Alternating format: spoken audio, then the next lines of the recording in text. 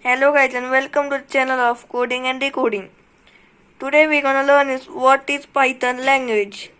Python is a high-level general-purpose programming language known for its readability and versatility.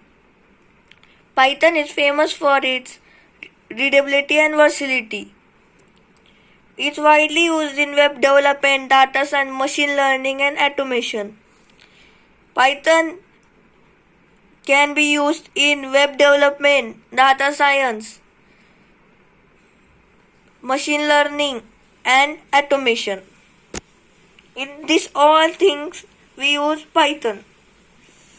Python's beginner-friendly syntax and extensive library support make it a popular choice for novice and experienced programmers.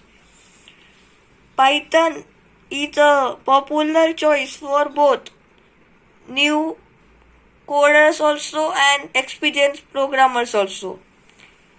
Thank you guys. Like, share and subscribe. Bye.